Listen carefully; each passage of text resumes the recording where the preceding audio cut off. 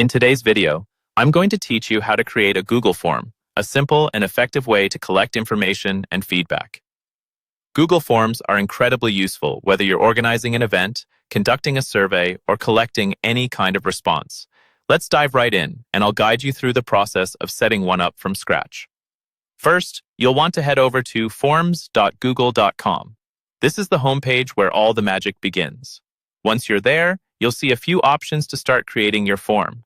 You can choose from using a pre-existing template, which can be very useful if you need some inspiration or want a quick start, or you can opt for a blank form to create something completely custom. Once you've clicked to start a new form, immediately at the top, you'll have the opportunity to enter a title and a brief description for your form. This is your chance to capture the attention of your audience and give them a quick overview of what the form is about. Be clear and concise here to ensure everyone understands the purpose of your form. Next, you'll move on to creating your first question. Just click into the question field and start typing. You'll notice that on the right side, there's an option to select the type of question you want to ask. You've got several formats to choose from, such as multiple choice, short answer, or drop-down options. Pick the one that best suits the information you want to gather.